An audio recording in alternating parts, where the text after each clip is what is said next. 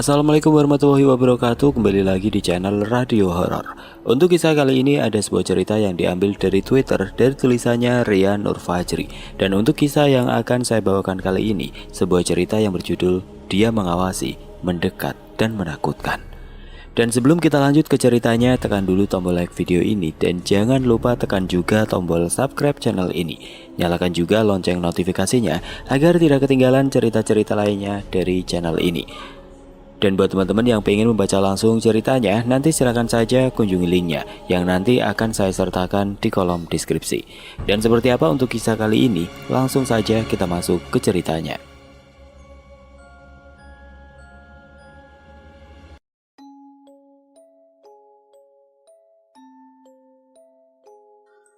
Sebuah kisah yang dialami oleh Aji dan teman-temannya saat berlibur ke suatu villa di daerah dekat dengan ibu kota. Tanpa mereka sadari, ada hal yang membuat makhluk di sekitar marah hingga mengganggu tanpa henti. Bosan sekali rasanya libur gini-gini aja, gumam Aji di teras depan rumahnya. Sudah seminggu kampus libur panjang, kebanyakan orang pasti senang karena dapat beristirahat dan berkumpul dengan keluarganya di rumah. Namun tidak dengan Aji. Dia sangat benci dengan hari libur karena tidak ada kegiatan di rumah, hingga membuatnya bosan. Aji adalah tipe orang yang paling aktif. Dia tidak suka hanya berdiam diri di rumah. Baginya, melakukan kegiatan di luar lebih menyenangkan karena dapat bertemu dengan teman-temannya dan bermain bersama. Mungkin karena Aji yang tidak begitu dekat dengan kedua orang tuanya, hingga dia menjadi merasa tidak betah. Aji mengambil handphone di kamarnya, lalu kembali duduk di teras depan. Dia membuka grup WhatsApp dan membaca pesan-pesan yang dikirim oleh teman-temannya. Sepintas Aji ingat kalau pamannya mempunyai sebuah villa di daerah dekat ibu kota. "Teman-teman, ada yang mau ikut ke villa pamanku tidak?" Aji mengirim pesan ke grup WhatsApp. Tidak butuh waktu lama, ajakan Aji dibalas oleh teman-temannya. Mungkin mereka pun merasakan hal yang sama seperti Aji yang bosan berada di rumah. Akhirnya mereka semua pun setuju dan mempersiapkan barang-barang yang dibutuhkan untuk di sana dan sepakat untuk berangkat esok hari. Mereka tidak tahu hal apa yang akan mereka alami, sesuatu yang mengerikan menanti. Jam sudah menunjukkan pukul 9 pagi. Aji masih sibuk menyiapkan bajunya. Sesuai kesepakatan harusnya pukul 8 sudah berkumpul di tempat yang ditentukan. Handphone Aji sudah ramai dengan notifikasi pesan dan telepon masuk, tapi Aji hiraukan. "Ini aku OTW." Aji mengangkat telepon dari salah satu temannya. "Kamu itu janjinya jam berapa kita kumpul? Tapi baru jalan, Ji. Kita sudah di sini semua," balas temannya. "Oh iya, maaf, tadi aku kesiangan." Setelah berpamitan dengan orang tuanya dengan tergesa-gesa, Aji mengeluarkan mobilnya dan langsung menuju tempat kumpul. Pasti kena omel lagi aku sampai di sana," ucap Aji dalam hatinya. Jarak rumah Aji menuju titik kumpul memakan waktu 30 menit. Akhirnya Aji sampai. Aji melihat wajah teman-temannya seperti kesal. Mungkin karena menunggu Aji terlalu lama. "Maaf ya teman-teman, aku telat." "Yaudah, ayo kita langsung jalan aja," balas salah satu dari temannya. Sebelum berangkat, Aji melihat siapa yang ikut. Andra, Kinan, Yuni, dan Septi. "Loh, kurang satu ini," gumam Aji dalam hatinya. "Yun, Melisa tidak jadi ikut." "Tidak, Ji, dia harus keluar kota bersama keluarganya." Tanpa kehadiran Melisa, mereka terhitung menjadi ganjil. Tiba-tiba perasaan Aji menjadi tidak enak, seperti ada sesuatu yang mengganjal, namun Aji hiraukan. "Yaudah yuk, berangkat," ajak Aji kepada teman-temannya.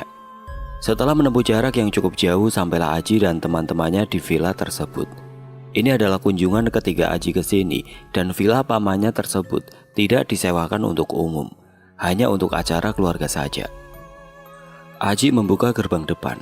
Terlihat banyak daun yang berserakan di tanah. Sebelumnya villa ini ada penjaganya, namun mengundurkan diri dan hingga saat ini pamannya belum mendapatkan penggantinya. Setelah gerbang terbuka, Aji dan temannya memasukkan mobil menuju halaman depan villa. "Aji, ini tidak ada yang menjaga villanya?" tanya Yuni yang terlihat seperti ketakutan. "Kata pamanku sih tidak ada, Yun, sudah mengundurkan diri." Ternyata tidak Yuni saja yang merasakan hal tersebut, namun Septi juga. Septi dan Aji sama-sama mempunyai kepekaan akan kehadiran makhluk halus. Hanya saja mereka berdua tidak dapat melihatnya. "Sudah, tidak perlu khawatir Yun, aman kok di sini," ucap Septi yang mencoba menenangkan Yuni. Di sisi lain, Septi merasakan ada aura mistis yang cukup kuat. Mungkin terbentuk akibat tidak ada yang menghuni villa ini di waktu yang cukup lama. "Teman-teman, sebelum nanti kita masuk, bereskan barang dan bersihkan halaman depan ya, agar nanti kita bisa kumpul di sini." "Oke Ji, hitung-hitung kita sudah menginap gratis di sini, jadi sekalian saja," ucap Andra. Villa kepunyaan Paman Aji ini cukup besar dengan desain seperti rumah zaman dahulu. Banyak ornamen-ornamen yang terbuat dari kayu juga. Halaman depan yang luas dan ada beberapa kebun kecil yang sudah tidak terawat menambah kesan villa ini seram. Setelah memasukkan barang-barang ke dalam villa, Aji membagi kamar untuk masing-masing. Sebenarnya di villa ini ada 6 kamar. Namun karena Yuni tidak berani tidur sendiri, dia meminta Septi untuk sekamar dengannya. Sementara Aji, Andra, dan Kinan menempati kamar sendiri. Padahal Kinan termasuk penakut, namun sebagai laki-laki dia malu untuk mengatakannya. Dan juga tidak ingin terlihat penakut di depan Septi, wanita yang dia sukai sejak lama. "Teman-teman, setelah ini kita kumpul di depan ya untuk bersih-bersih. Nanti aku ambilkan alat-alatnya di gudang belakang," ucap Aji. "Kamu berani sendiri, Ci?" tanya Kinan yang penasaran. "Berani? Memangnya kamu?" jawab Aji sembari meledek Kinan. Di saat yang lain membereskan kamarnya masing-masing, Aji berjalan sendiri ke arah belakang villa. Gudang yang biasa untuk menaruh alat-alat dan barang tidak terpakai memang sengaja dibuat terpisah sendiri oleh pamannya. Di saat berjalan menuju gudang, Aji melihat sekitar villa yang sangat berantakan. Banyak sampah yang berserakan dan daun-daun yang sudah mengering juga. Sampai terlihat ada bangkai binatang yang sudah tinggal tulang saja. "Sayang sekali villa paman ini tidak ada yang mengurus. Padahal kalau disewakan, lumayan uangnya kan?" gumam Aji dalam hatinya. Sesampainya di depan gudang, Aji tiba-tiba berhenti dan terdiam sejenak. Dia mendengar ada suara benda jatuh dari dalam gudang. Hal ini membuat Aji ragu untuk membuka pintunya. Sejenak Aji menenangkan dirinya dan berpikir positif. Aji membaca-baca doa dalam hatinya, semoga saja apa yang tadi dia dengar hanya perasaannya saja. Setelah cukup tenang, Aji membuka gembok yang terlihat sudah berkarat. Pintu gudangnya pun terlihat sudah sangat tidak layak. Ada beberapa bagian bawahnya yang rusak seperti habis dimakan rayap. Saat pintu terbuka, suasana gelap menyambut penglihatannya. Aji mencari saklar lampu gudang tersebut, namun ternyata lampunya sudah mati. Karena dia tidak membawa senter atau korek api, akhirnya dia terpaksa kembali ke dalam villa untuk mengambil senter. Aji sengaja membuka pintu gudang tersebut saat ditinggalkan, karena ada bau menyengat dari arah dalam gudang. Saat sudah berada di dalam villa, Aji melihat Andra berada di ruang tengah, yaitu ruang TV sedang bersantai di atas sofa.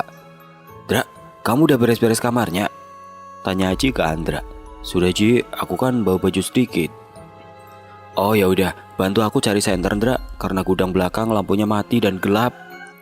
"Loh, memang tidak ada jendelanya di gudang itu Ji?" tanya Andra yang penasaran.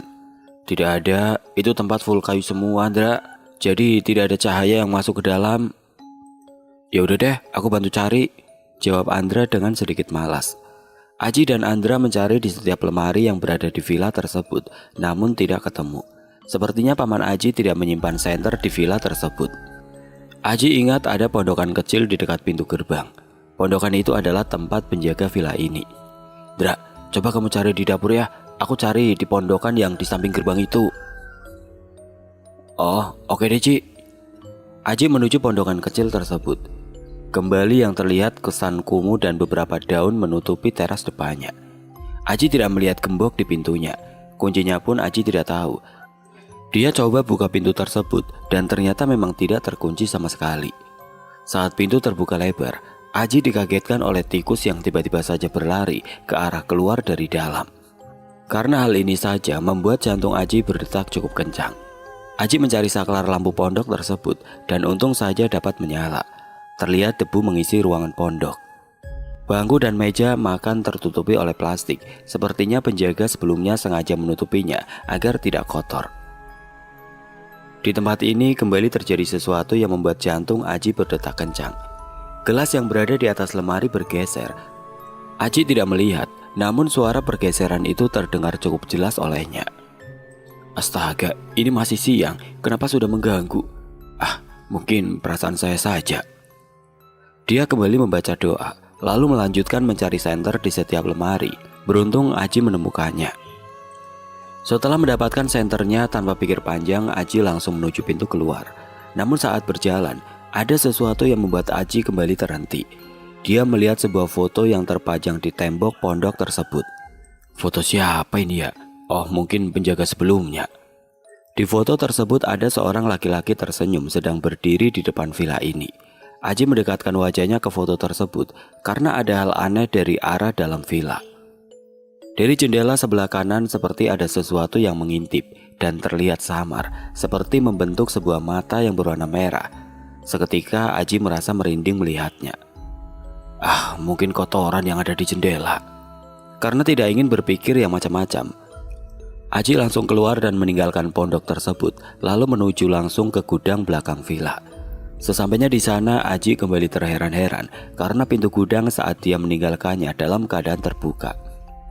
Namun sekarang dalam keadaan tertutup rapat. Lebih herannya lagi, pintu tersebut kembali terkunci dengan gembok. Sekali lagi Aji tidak memikirkannya. Mungkin saja salah satu temannya yang mengunci gudang tersebut. Siang ini terik matahari sangat menyengat sekali. Daerah yang terkenal akan udaranya yang sejuk seperti hilang begitu saja. Alat-alat yang akan dipakai untuk membersihkan villa sudah terkumpul di halaman. Ayo, semuanya kumpul di depan. Alatnya udah aku bawa, teriak Aji kepada teman-temannya. Terlihat ekspresi rasa malas dari wajah mereka, mungkin karena masih lelah setelah perjalanan pagi tadi. Waktu sudah menunjukkan pukul 5 sore. Keadaan dalam villa sedikit demi sedikit terlihat bersih kembali. Aji dan Andra berinisiatif untuk membersihkan halaman depan yang penuh dengan daun kering dan beberapa sampah. Tidak lupa kebun-kebun kecil yang tidak terawat tersebut juga dibersihkan dan ditanam kembali dengan tanaman yang masih terlihat bagus. Namun tiba-tiba Aji dikejutkan oleh suara dari Andra. Astaga, teriak Andra yang kaget. Mendengar itu Aji langsung menoleh dan bertanya. Dra, kenapa? Tanya Aji yang penasaran. Ini Ji, lihat sini sebentar. Pinta Andra kepada Aji untuk mendekat. Aji mendekat dengan raut wajah yang sedikit penasaran. Ya ampun, apa itu Andra? Tanya Aji yang juga kaget melihatnya. Aku juga tidak tahu Ji, kok serem ya? Astaga. Di kebun yang sedang dirapikan oleh Andra, dia menemukan kain berwarna putih yang sudah terlihat sangat kotor.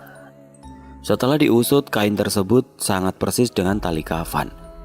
Aji dan Andra yang melihat hal itu saling bertatap muka. Mereka heran mengapa ada tali kafan di kebun seperti ini. Ya ampun, apa itu Andra? Tanya Aji yang juga kaget melihatnya. Waduh, aku juga tidak tahu Andra. Pernah ada kejadian apapun itu juga aku tidak pernah dengar. Mereka berdua sepakat untuk mencoba menggali tanah tersebut. Dengan penuh harap apa yang mereka pikirkan tidak terjadi. Tanah sudah terbuka cukup dalam, namun apa yang dicari oleh Aji dan Andra tidak juga ketemu. Kini mereka hanya menebak-nebak kenapa ada tali kafan di kebun ini. Sudah Ji, kita bakar saja kain itu, saran Andra kepada Aji. Wandra, jangan sembarangan. Masalahnya kita tidak tahu maksud dari ini semua. Mungkin ada sesuatu yang disembunyikan di villa ini. Dan alasan kenapa tali kafan ini dikubur di sekitar villa. Ya terus, kamu tahu apa maksudnya? Tanya Andra yang sedikit kesal. Aji tidak dapat menjawabnya. Dia pun sedang mencerna apa maksud dari ini semua. Sudah sini biar aku bakar, ucap Andra sembari merebut tali kafan yang dipegang Aji. Melihat hal itu Aji tampak diam saja. Dia pun tidak berusaha merebut kembali. Andra menuju ke dalam villa dan meminjam korek api kepunyaan Kinan. Entah mengapa Andra terlihat sangat bersemangat untuk membakarnya. Yuni yang melihat Andra tergesa-gesa dan memegang tali tersebut bertanya. Dra, megang apa kamu? Kok kayak buru-buru begitu? Tanya Yuni yang penasaran. Namun Andra tidak menjawab pertanyaan Yuni. Dia hanya menoleh dan melewatinya begitu saja. Setelah mendapatkan korek api, Andra kembali menuju kebun di halaman depan. Namun melihat ada Aji di situ, dia mengalihkan jalannya ke arah belakang villa. Saat sudah menemukan tempat yang cocok, Andra langsung membakarnya. Kembali, satu kesalahan telah terjadi tanpa minimnya pengetahuan dan terlalu besarnya ego dapat berakibat fatal dan merugikan semuanya. Andra melihat tali kafan tersebut terbakar dan muncul aroma kentang yang berasal dari tali kafan tersebut. Loh, kok kenapa bau kentang? Gumam Andra dalam hati. Namun seakan Andra tetap tidak peduli. Dia berpikir mungkin hanya perasaannya saja kalau bau tersebut berasal dari tali kafan itu. Matahari perlahan tenggelam. Cahayanya semakin meredup dan berganti dengan gelap. Aji masih berada di halaman depan. Dia baru saja selesai merapikan kebun di halaman tersebut. Karena lelah, dia duduk di sekitar bukit. Terlihat pemandangan kota dari arah villa. Satu persatu cahaya rumah menyala, terlihat seperti kelipan cahaya bintang yang menghiasi langit saat malam. Ternyata indah sekali pemandangan dari sini. Di saat Aji sedang menikmati pemandangan tersebut, dia dikagetkan dengan kedatangan Yuni yang secara tiba-tiba dari belakang. Sendirian aja kamu di sini, ucap Yuni sembari menepuk pundak Aji. Kamu itu Yun bikin kaget aja. Lihat deh, bagus ya pemandangannya, ucap Aji sembari menunjuk ke arah kota. Iya Ji, bagus banget ya. Kenapa tidak dari dulu aja ya kita kesini? Yuni diam-diam menyukai Aji, namun saat ini dia mencoba membuang itu. Malam itu Yuni merasa senang sekali karena dapat berduaan dengan Aji, melihat pemandangan kota. Angin sejuk berembus seakan melengkapi momen berdua bersama Aji. Perlahan kepala Yuni mendekat ke pundak Aji. Tidak ada rasa risih dari Aji melihat hal itu. Namun tiba-tiba Yuni mencium bau yang sangat asing. Bau tersebut sangat menyengat di hidungnya. Yuni pun langsung mengangkat kepalanya dan bertanya kepada Aji. Aji, kamu nyium kan? Tanya Yuni yang penasaran. Nyium apa Yun? Maksud kamu? Masa kamu tidak peka sih? Ini baunya seperti bau kentang, Ji. Aji mencoba memfokuskan indera penciumannya dan benar saja terhirup bau kentang yang sangat menyengat. Aji, kok aku tiba-tiba merinding ya? Ucap Yuni yang mulai ketakutan. Mendengar hal itu Aji hanya diam saja. Dia pun mulai merasakan seperti ada sesuatu yang mendekat. Aji tahu, ini adalah makhluk halus, sesuatu yang tidak Aji harapkan. Yun, masuk yuk aku mau mandi nih, gerah badanku. Iya yuk, perasaanku juga sudah mulai tidak enak di sini Ci. Jawab Yuni yang merindingnya semakin menjadi. Sebenarnya ini hanyalah alasan Aji kepada Yuni. Dia khawatir kalau nanti ada yang muncul secara tiba-tiba di depan mereka. Maksud Aji ini baik. Dia tidak ingin teman-temannya takut akibat melihat makhluk halus di villa tersebut. Apalagi Yuni, dia memiliki rasa takut yang luar biasa. Inilah yang Aji jaga jangan sampai Yuni melihat hal yang aneh-aneh. Malam itu diisi dengan kegiatan yang biasa saja. Mungkin karena semuanya kelelahan setelah membersihkan villa dari siang hari. Mereka hanya berkumpul di ruang TV sembari mengobrol dan bercanda satu sama lain. Kalian tidak ada yang lapar? Ucap Septi tiba-tiba. Mendengar itu yang lain langsung bersautan bilang lapar. Septi langsung ke dapur untuk membuatkan makanan untuk dimakan bersama-sama. Loh Yun, kok kamu di sini? Bantu Septi sana di dapur, ucap Andra yang melihat Yuni sedang asik memainkan handphonenya.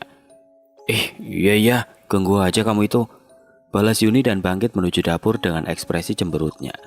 Sembari menunggu makanan datang, Kinan mengambil gitar yang dia bawa di kamarnya, lalu bernyanyi bersama di ruang TV.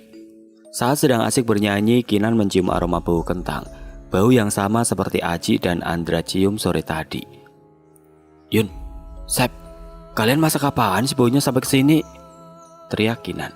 Mendengar Kinan berteriak seperti itu, Aji dan Andra langsung menoleh secara bersamaan ke arah Kinan. Kamu nyium apa Kin? Tanya Aji yang penasaran. Emang kamu tidak mencium baunya Ci? Jawab Kinan yang heran.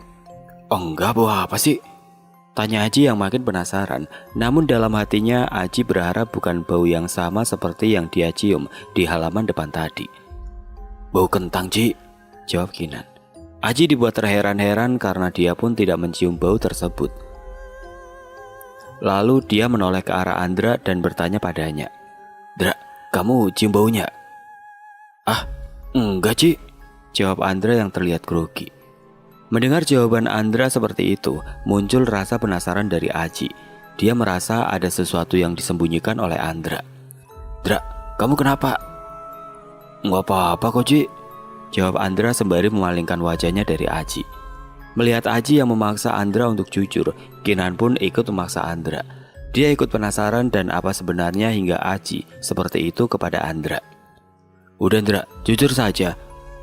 Kami rahasiakan kok, ucap Kinan sembari menaruh gitar yang dipegangnya. Kinan dan Aji sudah mulai tampak serius. Andra hanya dapat tertunduk. Dia seperti ragu ingin mengatakannya atau tidak. Baunya hilang kok ya, ucap Kinan tiba-tiba. Ah, bau apaan sih? Yuni memotong pembicaraan Kinan. Aji langsung mengambil alih keadaan di sana. Dia langsung mengalihkan dengan mengajak semuanya untuk makan. Andra merasa sedikit tenang.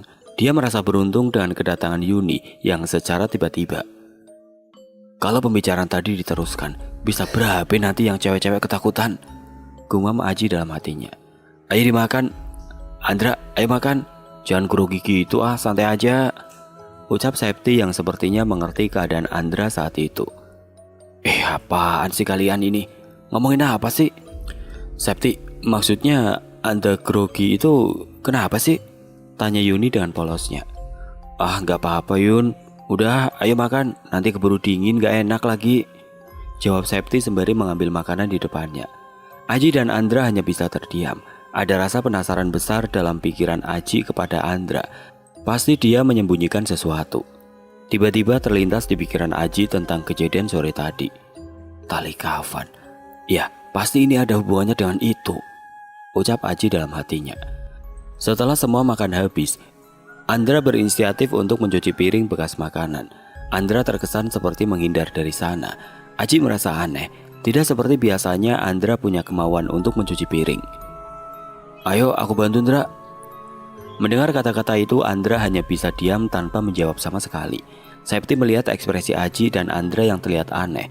Dia tahu dan juga merasakan apa yang sebenarnya terjadi di villa tersebut. Dengan suara berbisik agar yang lain tidak mendengar, Aji memaksa Andra untuk cerita apa yang sebenarnya terjadi. Namun Andra tetap diam.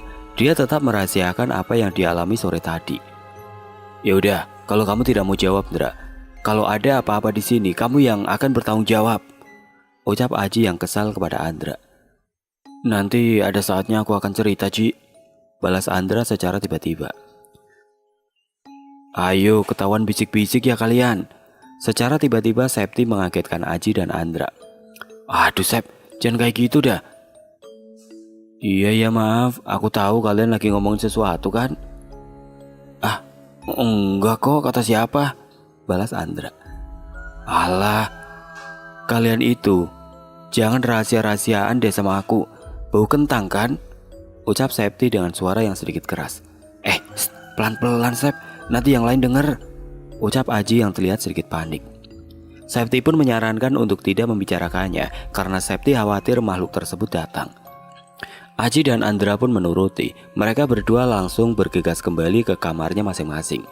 Malam ini hampir semuanya tidak ingin tidur larut, kecuali Kinan yang belum merasa ngantuk sedikit pun, dan dia tetap berada di ruang TV bermain gitar dan menonton acara bola.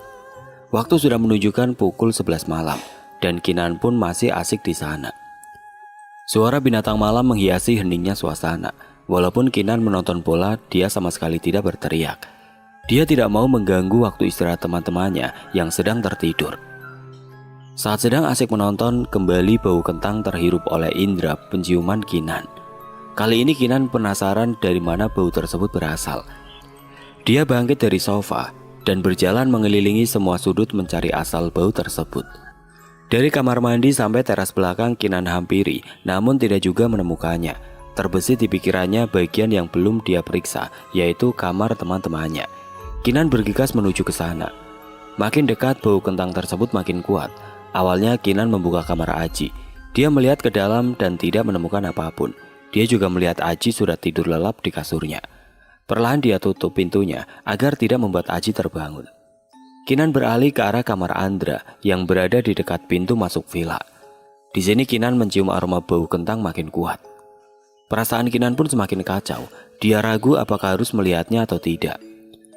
Dia diam sejenak, mencoba meyakinkan dirinya dan asal bau tersebut apakah benar berasal dari kamar Andra atau bukan.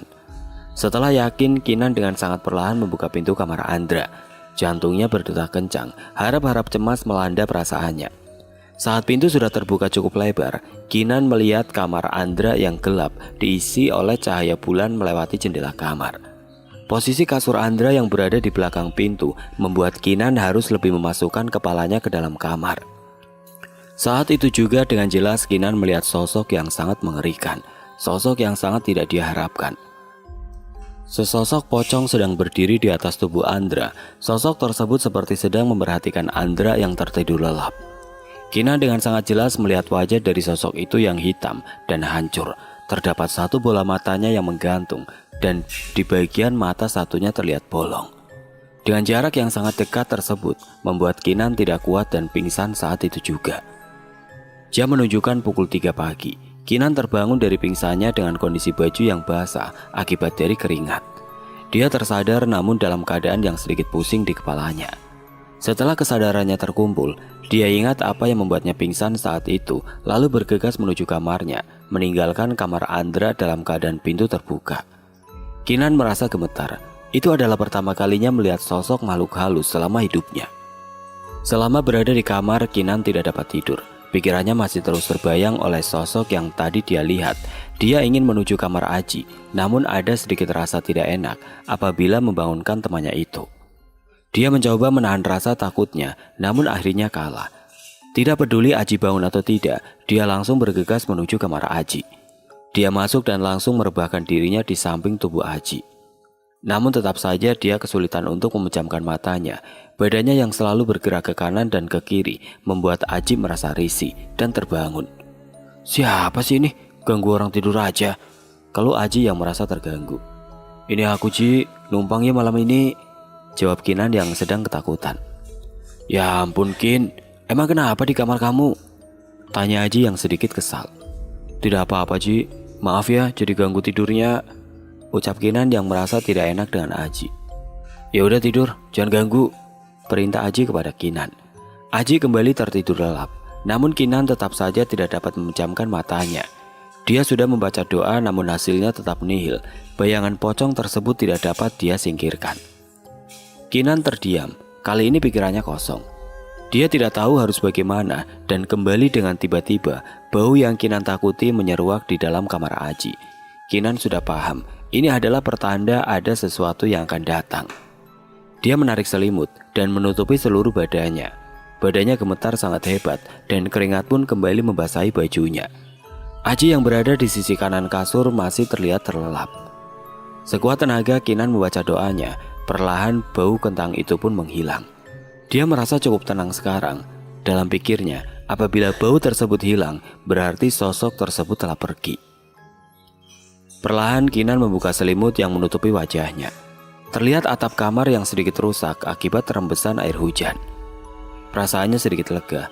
Dia membalikan badannya ke arah kiri dan ternyata Kinan melihat sosok tersebut. Berada di sudut kamar Aji, entah mengapa kali ini dia dapat berteriak dengan sangat kencang hingga membangunkan Aji yang berada di sampingnya. Aji yang kaget dengan teriakan Kinan langsung membuka matanya dan menoleh ke arah Kinan. Kinan, kamu kenapa Kinan? Aji mencoba bertanya kepada Kinan yang sedang ketakutan. Aji melihat Kinan dalam keadaan menangis dan tatapan matanya pun kosong. Dia mencoba menyadarkannya, namun tidak ada respon dari Kinan. Tidak lama Andra dan yang lainnya pun menuju kamar. Mereka semua ikut terbangun akibat suara teriakan Kinan. Aji, Kinan kenapa? Tanya Septi yang penasaran. Aku tidak tahu Sep, dia tiba-tiba saja teriak sampai aku terbangun, ucap Aji yang mulai khawatir. Yuni yang melihat Kinan seperti itu langsung meneteskan air mata. Dia tidak tega melihat Kinan yang menangis dengan mata yang terbuka. Aji, tolongin Kinan Ji, pinta Yuni yang mendekat ke tubuh Kinan. Ya, aku tidak tahu harus bagaimana Yun. Kinan, sadar Kinan. Yuni mencoba menyadarkannya dengan menggoyang-goyangkan tubuh Kinan. Namun tetap saja nihil, Kinan tetap saja tidak merespon. Suasana semakin panik, Septi yang dapat merasakan aura pun tidak dapat berbuat apa-apa. Septi merasakan ada aura negatif di sekitar kamar, namun tidak dapat menentukan letak persisnya. Tetapi perasaannya selalu menuju ke atas tubuh Kinan.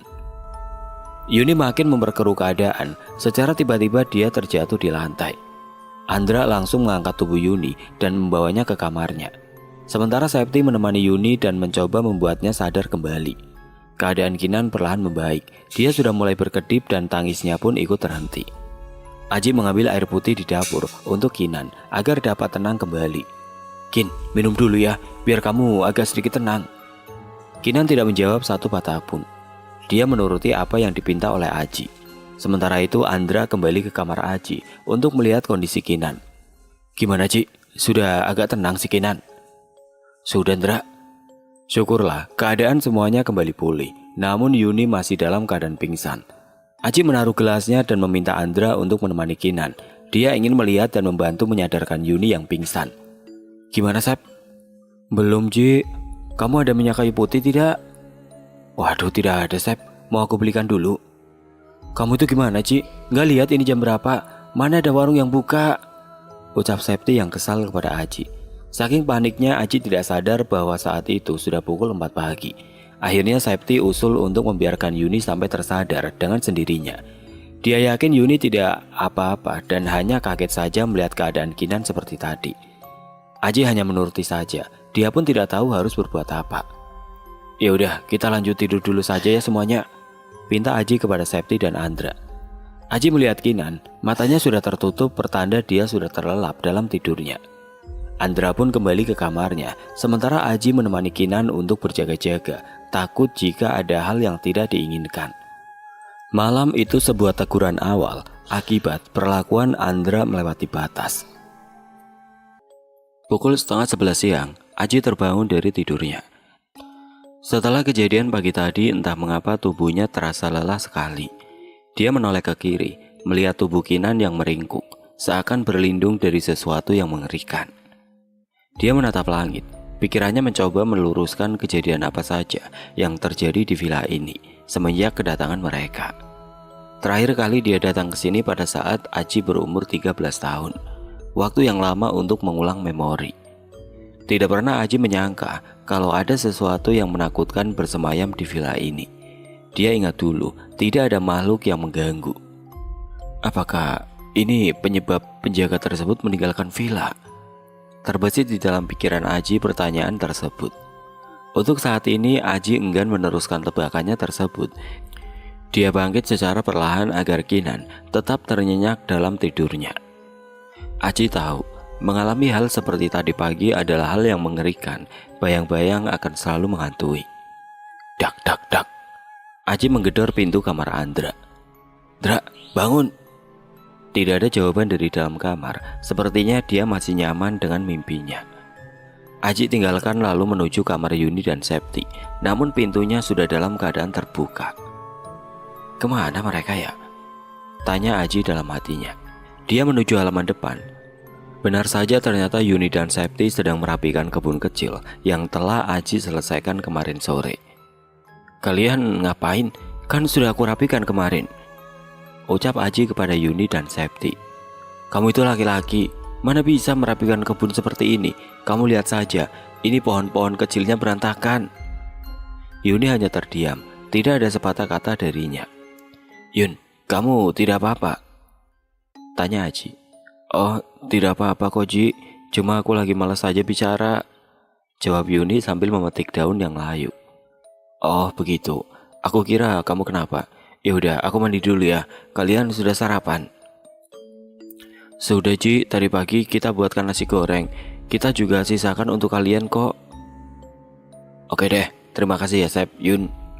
Hari ini tidak ada kegiatan yang pasti karena mereka ke sana hanya bersantai-santai saja.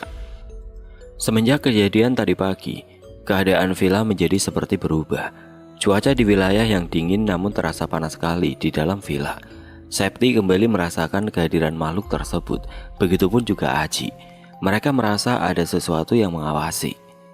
Namun tidak pasti dari mana dan di mana keberadaan makhluk tersebut. Perasaan Septi tidak menentu, seperti banyak mata yang memantau gerak-gerik mereka. Aji pun merasa di dalam villa ini terasa sesak sekali, seakan banyak penghuninya.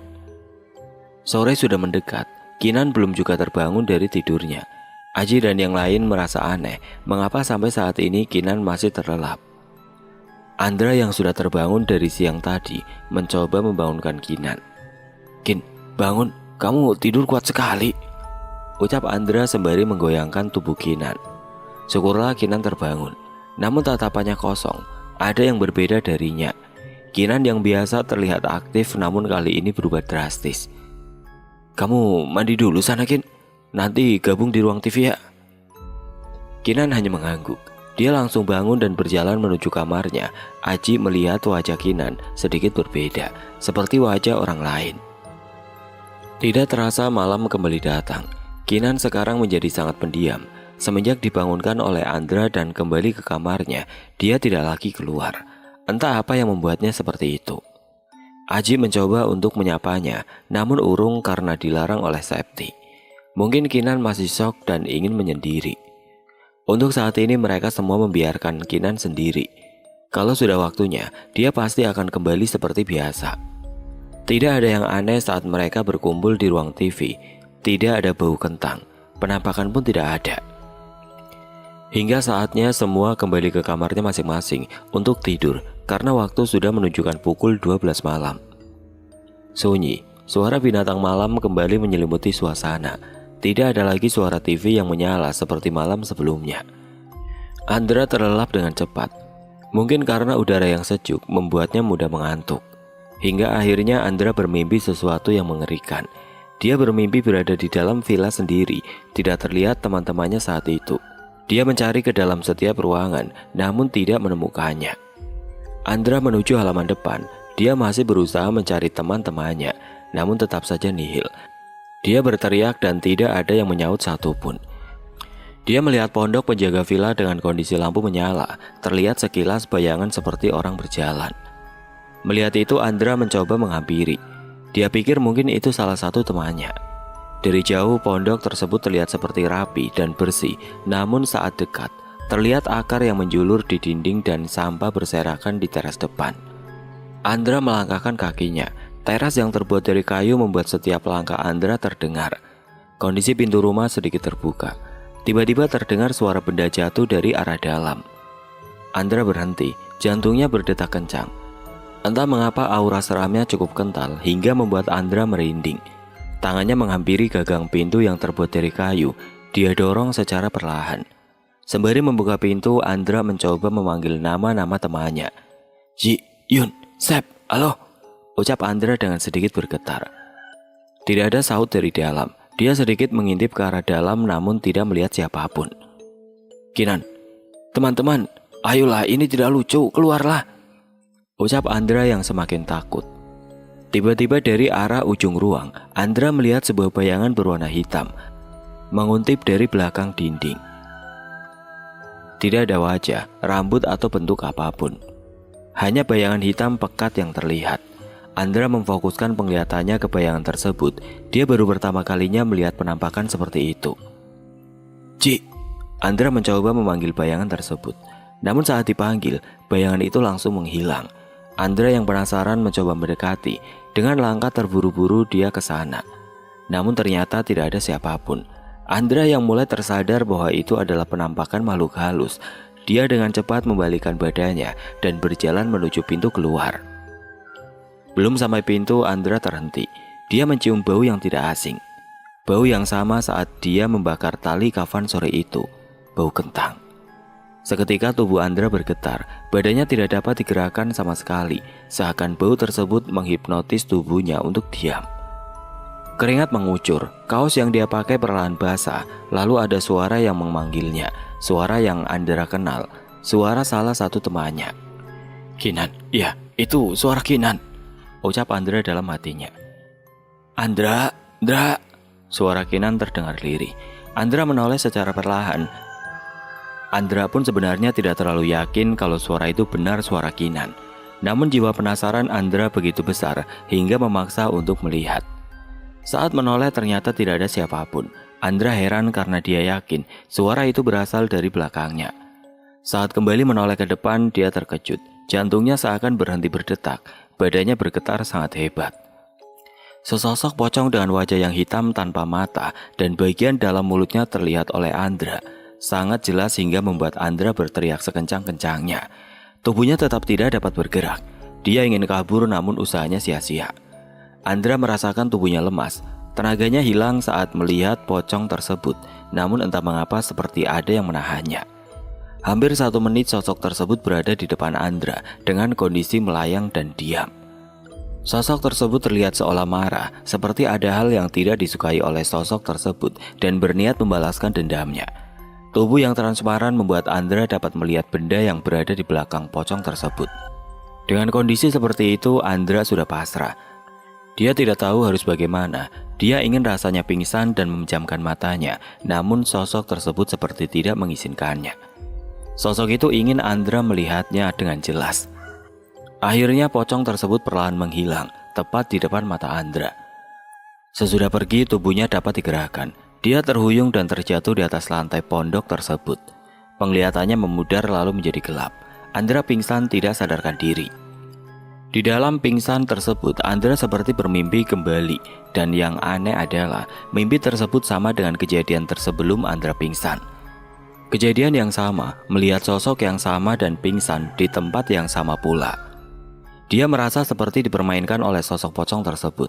Hingga akhirnya dalam satu momen, Andra tersadar kembali dari pingsannya. Ada suara yang memanggil Andra. "Andra, tolong aku."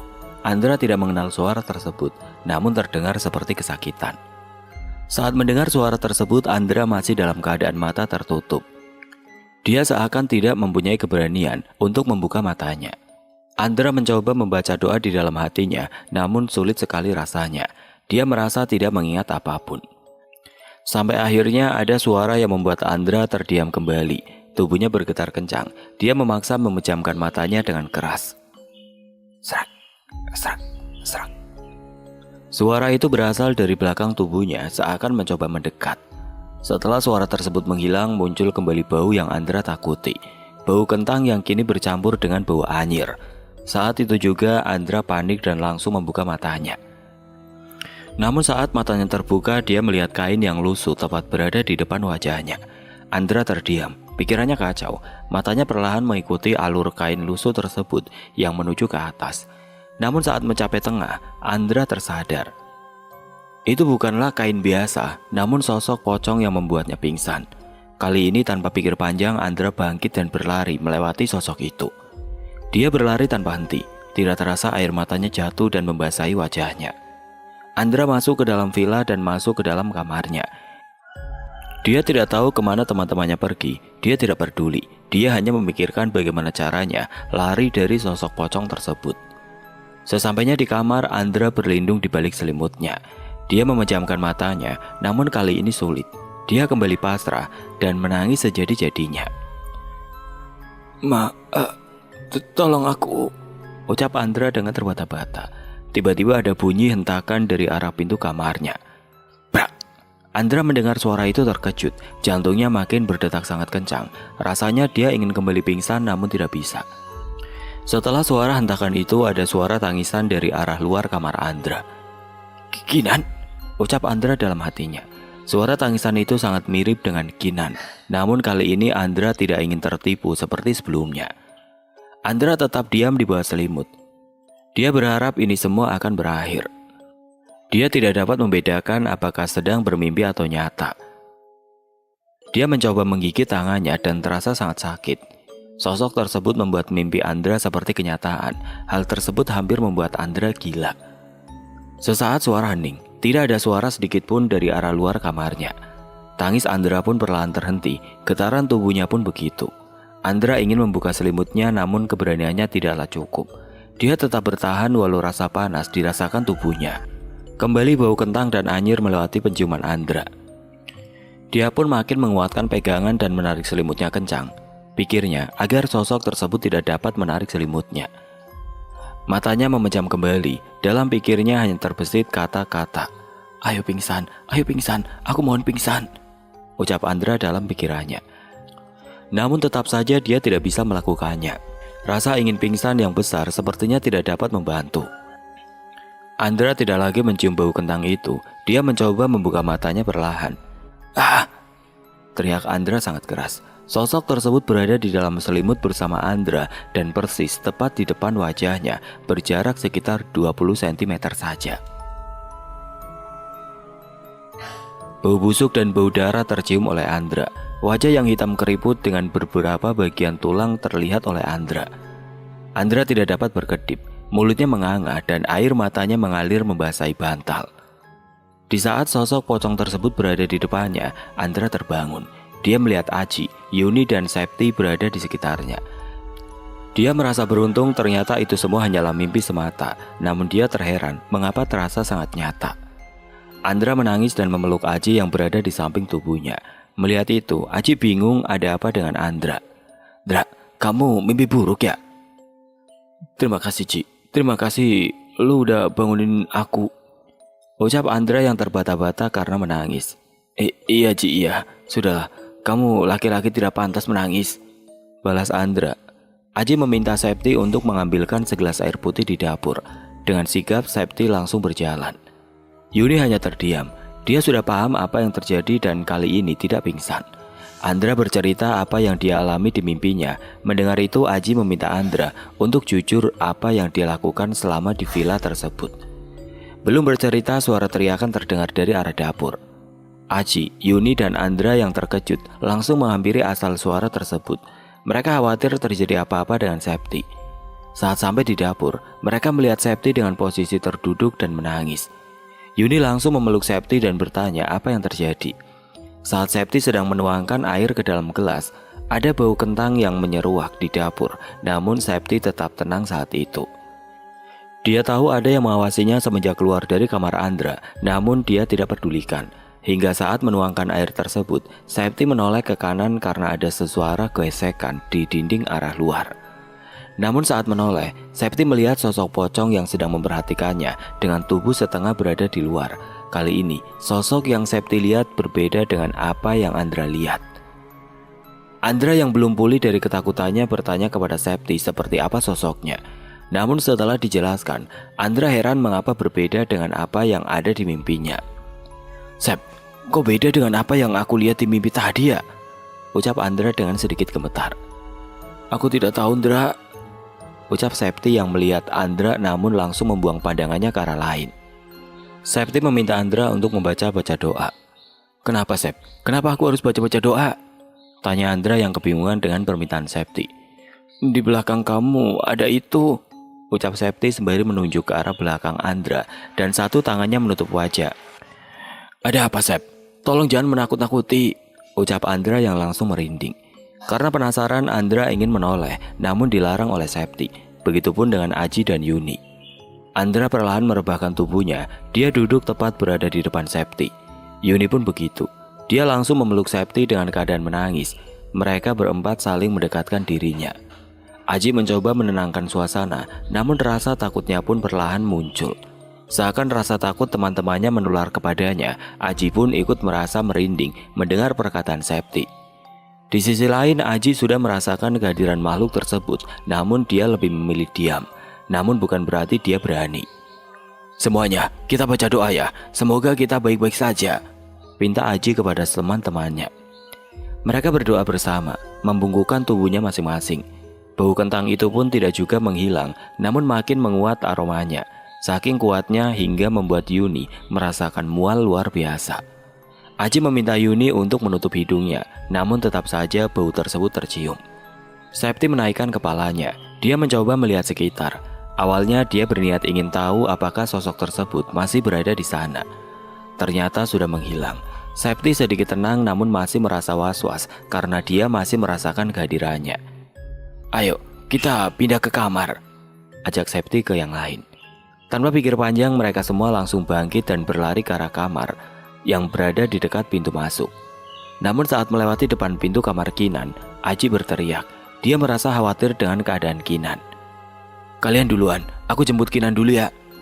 "Aji, kita pulang aja yuk, aku takut banget Ci," pinta Yuni yang terlihat ingin menangis. Aji diam sejenak, dia memikirkan permintaan Yuni saat itu.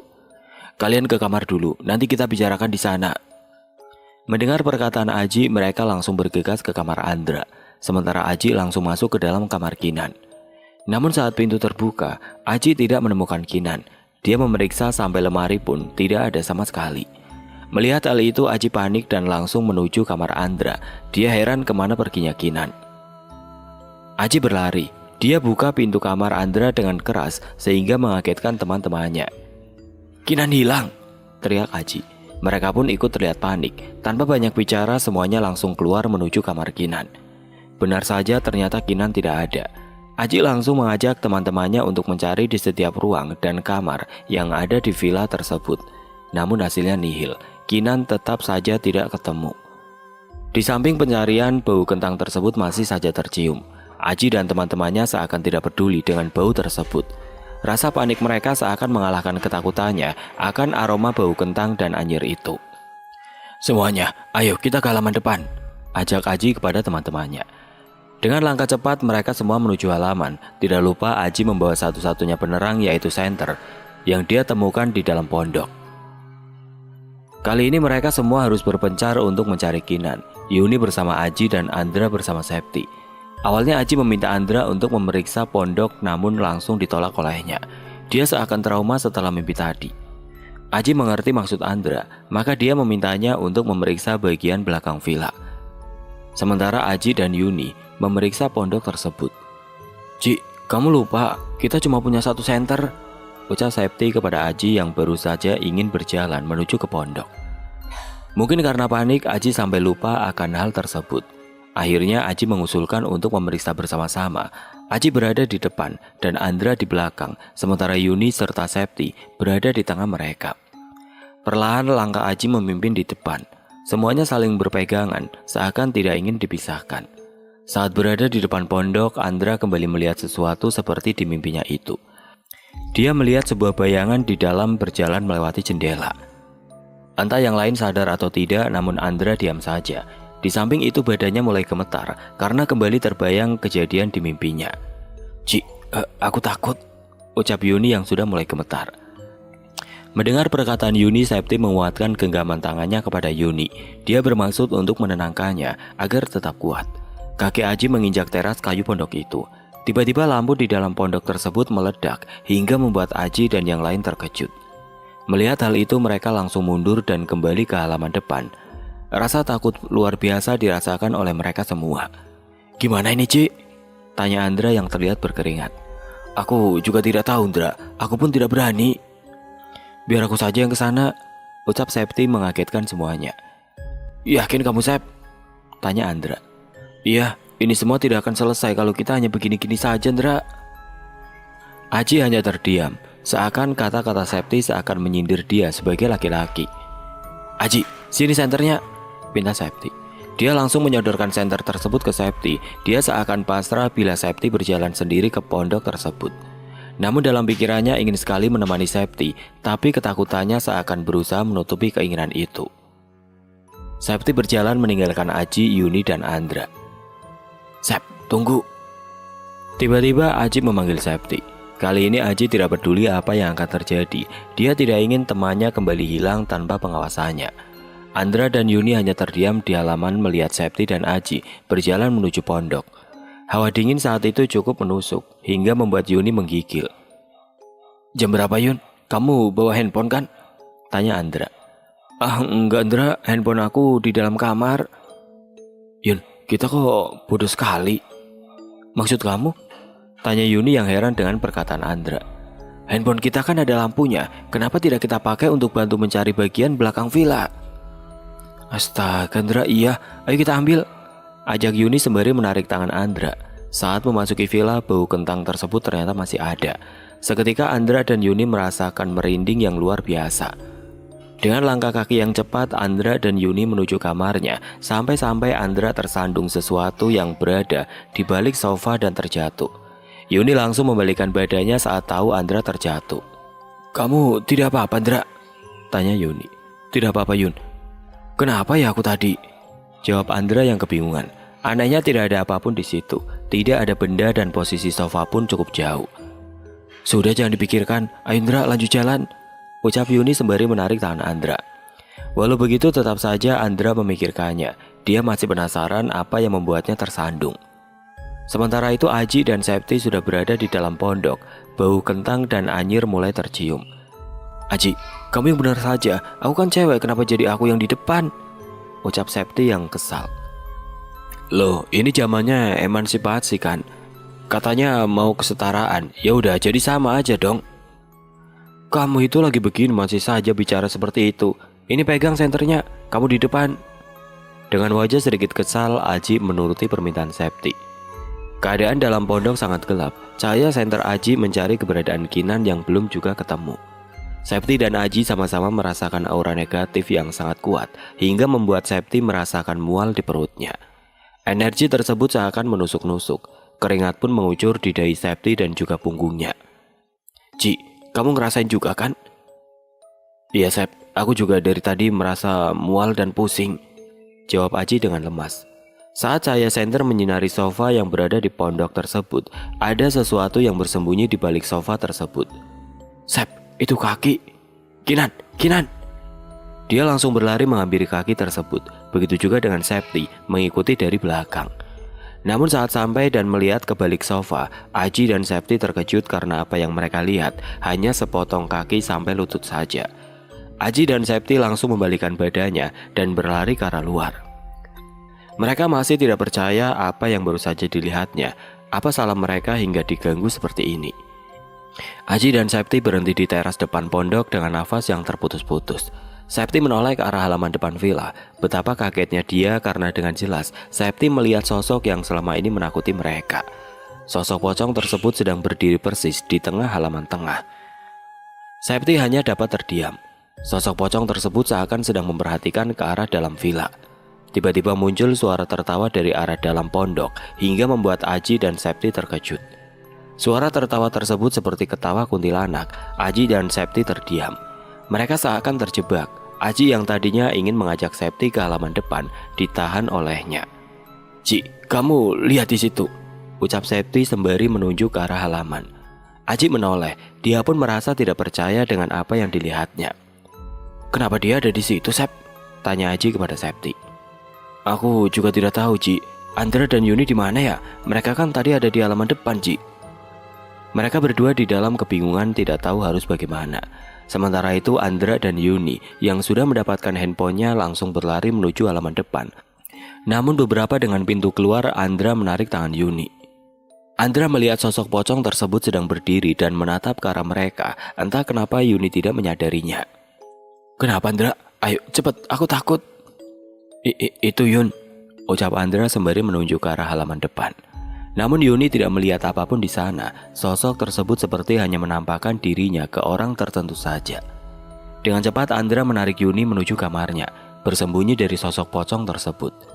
Yuni yang masih terheran apa yang dilihat oleh Andra hanya mengikuti saja. Sesampainya di dalam kamar, Andra langsung menutup pintu dan duduk di batas kasurnya. Kamu kenapa sih, Indra? Aku tidak lihat apa-apa loh. Sumpah Yun, aku lihat pocong itu di depan.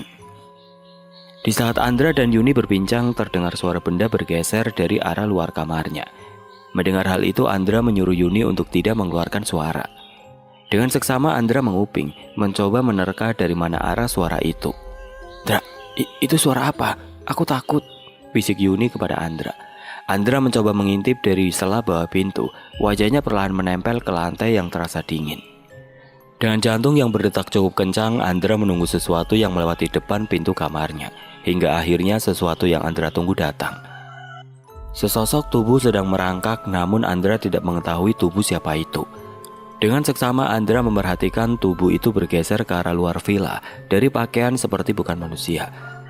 Putih lusuh dan ada beberapa bagian seperti noda darah. Yuni yang penasaran pun ikut merebahkan kepalanya untuk melihat. Namun saat melihat itu, Yuni tidak dapat menahan suaranya. Dengan sigap Andra menutup mulut Yuni. Yun, shh. Bisik Andra kepada Yuni yang terlihat mulai menangis dan bergetar. Setelah sosok itu menghilang, Andra dan Yuni kembali ke atas kasurnya. Mereka tidak tahu harus kemana dan harus bagaimana. Mereka seakan terbagi menjadi dua kelompok yang sama-sama terjebak. Septi dan Aji masih terpaku di teras pondok. Sebenarnya harapan saat ini adalah mereka berdua yang dapat merasakan dan mempunyai sedikit keberanian. Sep, ayo kita pulang, ucap Aji secara tiba-tiba. Gila kamu ya Ji, bagaimana dengan Kinan? Tanya Septi yang kesal. Kita bisa jemput dia besok siang Sep. Keadaan sekarang sudah tidak memungkinkan. Jawab Aji yang sudah mulai lemas. Namun Septi tetap saja dengan pendiriannya. Dia tidak ingin meninggalkan Kinan di villa ini. Tiba-tiba pintu pondok yang terbuka secara mengejutkan tertutup dengan sangat keras. Aji dan Septi yang berada di situ langsung terkejut. Tidak mungkin pintu tersebut menutup oleh angin. Septi menoleh ke arah jendela pondok yang gelap. Dia merasakan ada aura negatif di dekatnya. Begitu juga Aji. "Ji." "Iya, aku tahu, Sep," jawab Aji yang mengerti maksud Septi. Aji menggunakan senternya untuk melihat ke arah dalam pondok. Namun yang dia lihat membuat jantungnya kembali berdetak kencang. Sesosok pocong sedang berdiri memperhatikan mereka berdua. Kali ini sosok tersebut mempunyai bola mata yang menyala berwarna merah. Kali ini jaraknya sudah terlalu dekat. Aji langsung menarik tangan Septi dan berlari ke arah dalam villa. Mereka tidak peduli dengan sosok pocong yang sedang berdiri di halaman depan. Sesampainya di dalam villa, Aji berteriak memanggil nama Andra dan Yuni. "Dra, Yun!" Andra dan Yuni yang mendengar suara Aji langsung bergegas keluar kamarnya. Yuni langsung memeluk tubuh Septi sambil menangis. Aji melihat jam dinding, waktu sudah menunjukkan pukul 03.45 pagi. Tanpa bicara, Aji menuju kamarnya dan mengambil kunci mobilnya. Setelah dapat, Aji keluar dan mengajak teman-temannya untuk masuk ke dalam mobil. Septi yang awalnya melarang kali ini terlihat mengikutinya saja.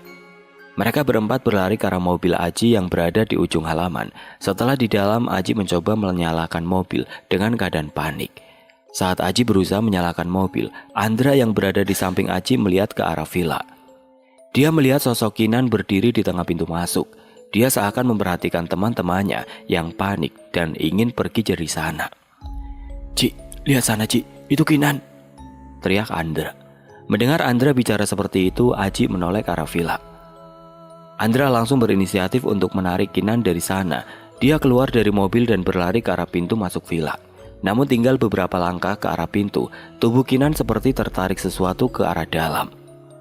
Andra berhenti. Dia ragu ingin melanjutkan atau tidak. Namun kali ini Andra tidak peduli. Dia langsung berlari kembali ke arah dalam villa. Dengan nekat dia berlari ke dalam, namun sunyi. Tidak ada tubuh Kinan di dalam sana. Aji berjalan perlahan mengamati sekitar villa. Saat berada di ruang TV, tiba-tiba pintu depan tertutup dengan sangat keras hingga Andra terkejut mendengarnya. Brak! Andra mencoba ke arah pintu, namun muncul sosok pocong tersebut. Kali ini tidak hanya satu, namun ada dua sosok pocong yang melayang di depan pintu masuk itu. Dua sosok dengan bentuk wajah yang berbeda. Aroma bau kentang yang kuat disertai aroma anyir membuat Andra merasa mual. Tubuh Andra terasa sangat lemah saat itu. Dia terduduk di lantai. Dia pasrah. Kali ini Andra tidak dapat kemanapun. Tiba-tiba ada yang keluar dari arah dalam kamar Andra. Itu adalah Kinan. Namun ada yang berbeda dari Kinan. Ada sesuatu yang berada di dalam tubuhnya. Dia seperti orang yang kesurupan. Tatapannya pun kosong tanpa berkedip sedikit pun. "Kinan, kamu lancang. Kamu membuat kami marah." Tiba-tiba Kinan berbicara. Mendengar itu Andra terdiam. Awalnya dia tidak paham apa maksud pembicaraan tersebut. Namun terlintas di dalam pikirannya tentang tali kafan yang dia bakar.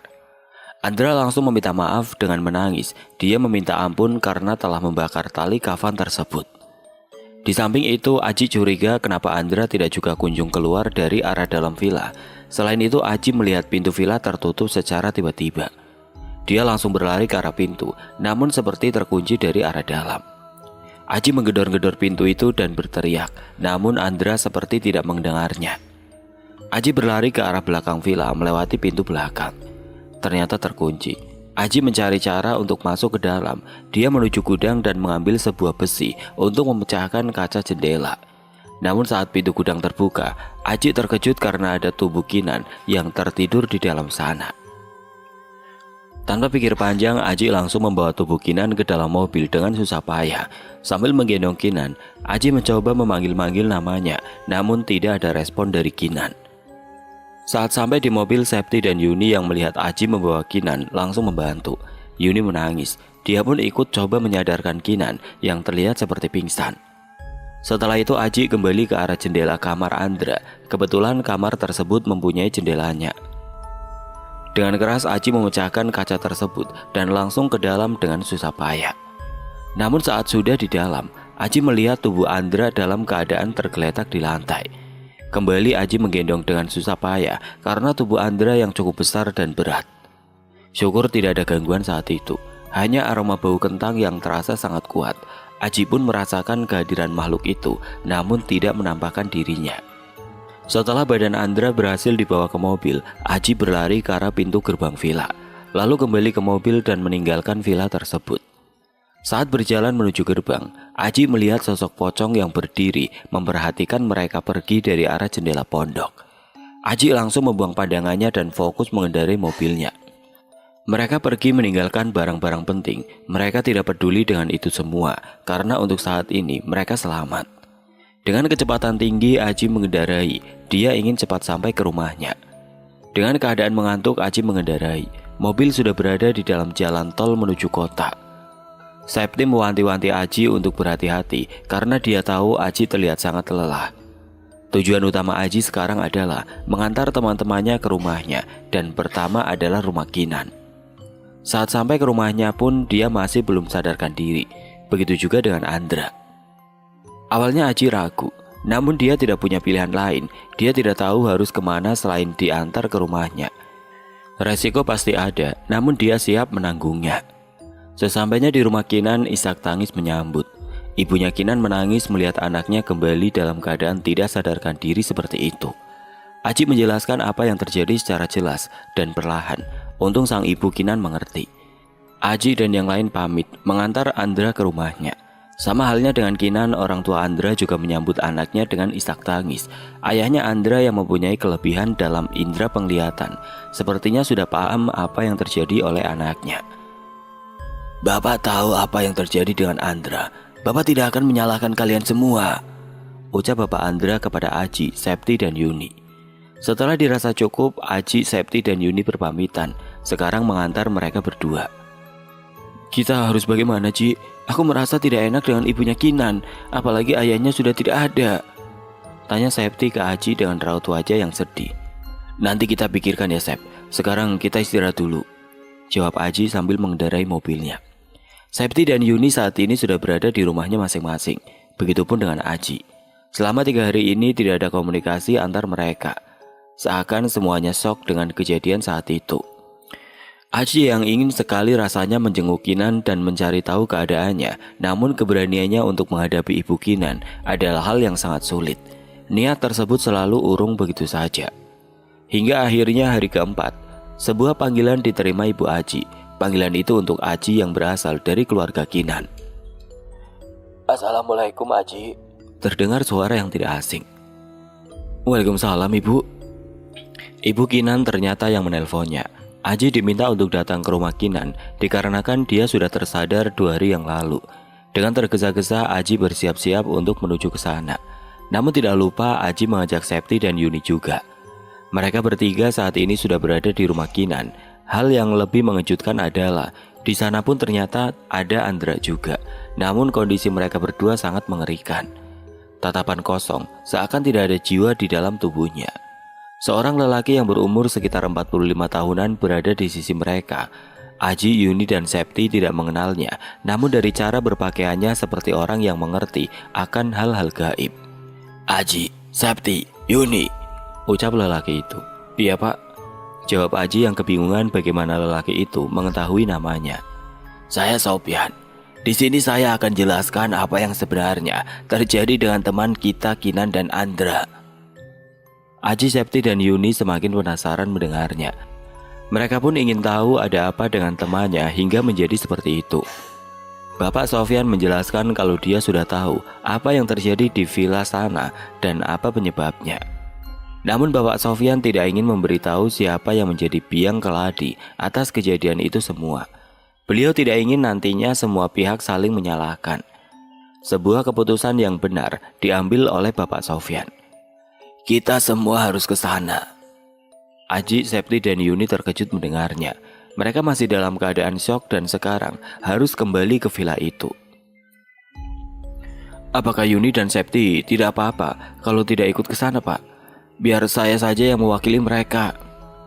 "Oh, tidak apa-apa. Yang penting ada 1 orang sebagai pendamping saya nanti di sana."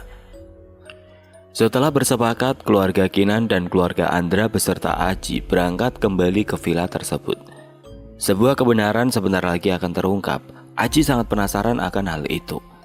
Perjalanan kembali ke villa itu sepertinya tidak berjalan dengan mulus.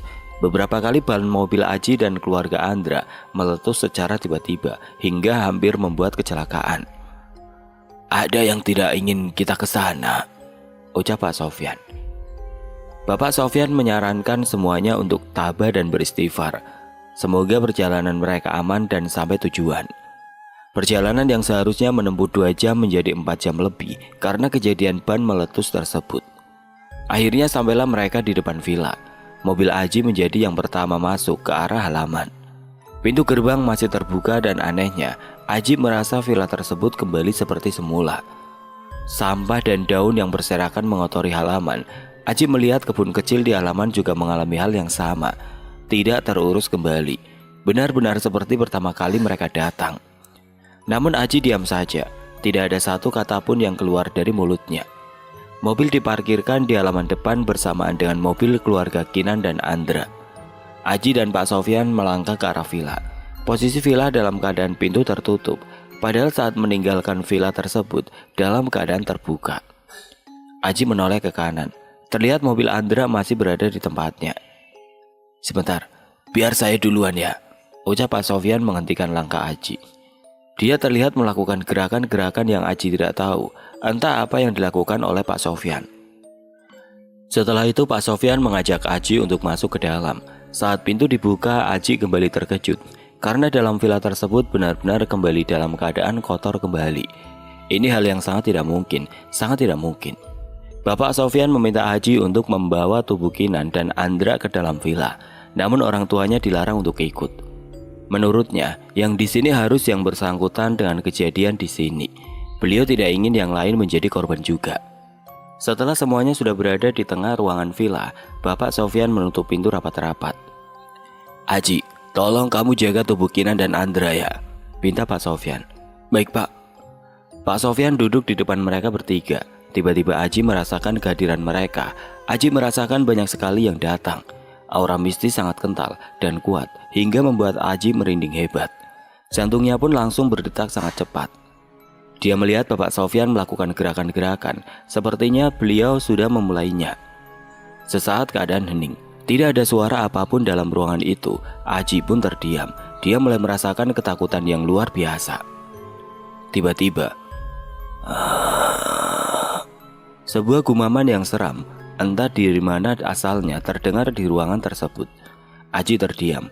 Dia menutup matanya karena tidak ingin melihat sesuatu. "Tolong jelaskan, kenapa kalian mengambil sukma anak-anak ini?" teriak Pak Sofyan secara tiba-tiba. Namun sepertinya makhluk tersebut menjawabnya secara batin, hingga Aji tidak mengetahui percakapan mereka secara jelas. "Kembalikan, atau saya bakar kalian semua!" Bapak Sofyan kembali teriak. Aji bingung, apa yang harus dia lakukan sekarang. Tiba-tiba dia melihat Bapak Sofyan bangkit dan mengambil posisi kuda-kuda. Aji membuka matanya. Ternyata 2 sosok makhluk pocong tersebut berada di depan Bapak Sofyan. Secara jelas Aji melihat sosok itu melayang di atas lantai dan tinggi sekali hingga hampir mengenai atap rumah. Dia tidak dapat apa-apa. Aji terdiam melihat sosok menakutkan tersebut. Wajahnya yang hancur dengan mata yang menyala merah, seakan marah dengan kehadiran Bapak Sofyan.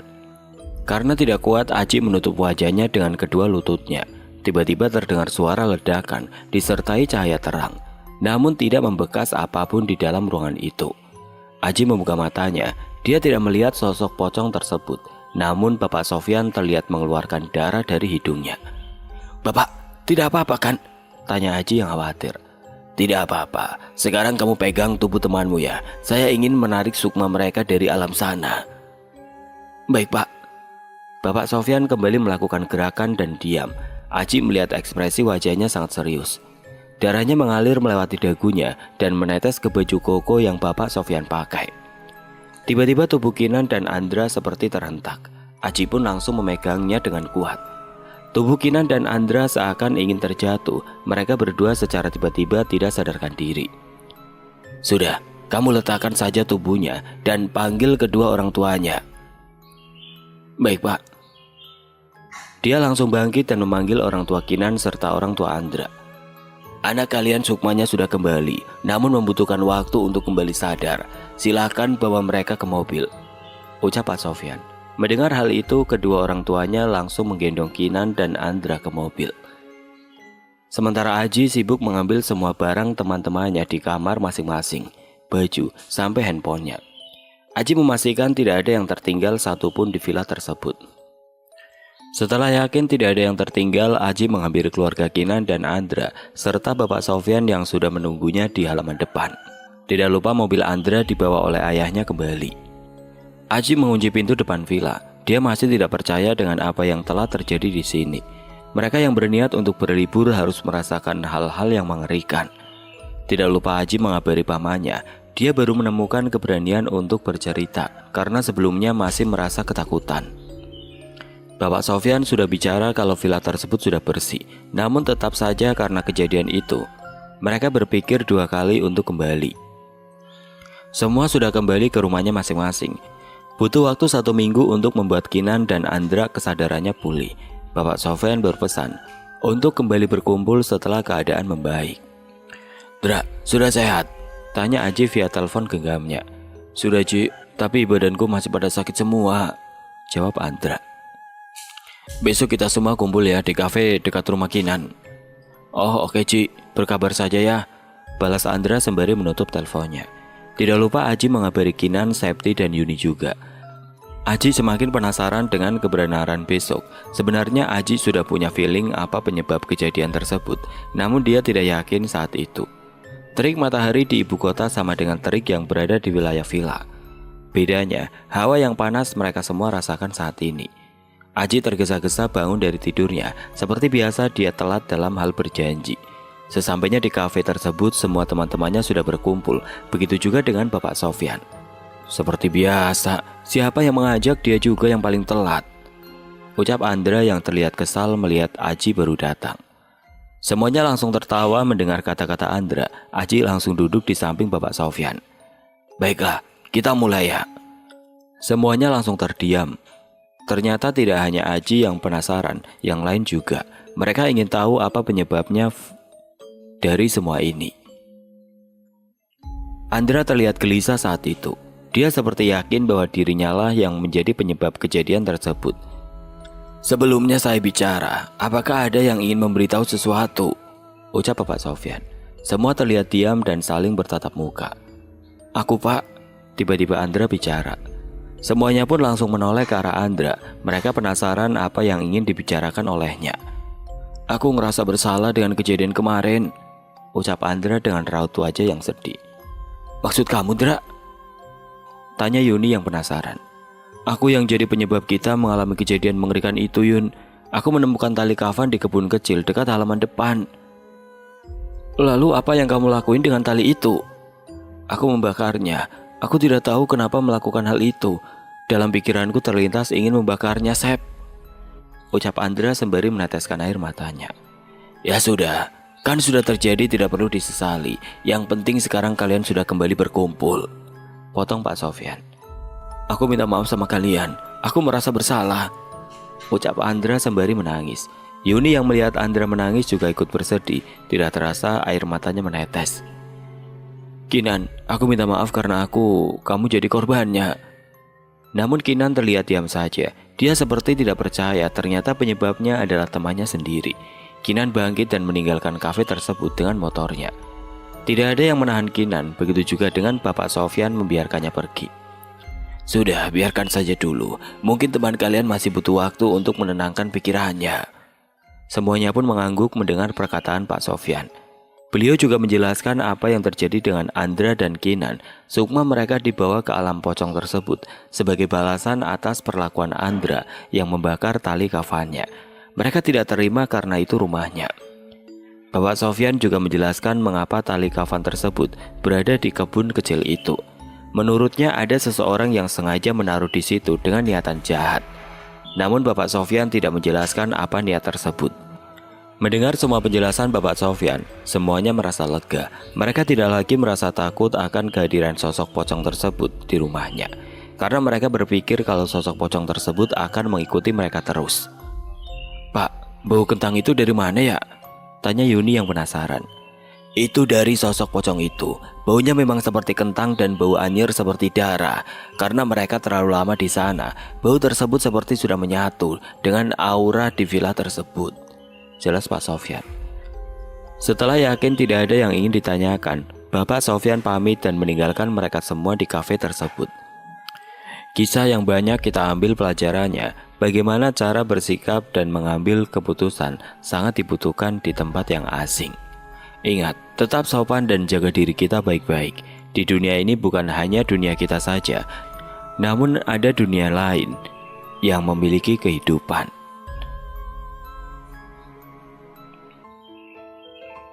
Oke teman-teman, sekian untuk kisah kali ini. Semoga apa yang sudah saya sampaikan dalam kisah ini dapat dijadikan pembelajaran untuk kita semua. Dan buat teman-teman yang baru bergabung, jangan lupa untuk like, comment, share, serta subscribe channel ini. Dan nantikan kisah-kisah horor berikutnya tetap di channel Radio Horor. Wassalamualaikum warahmatullahi wabarakatuh.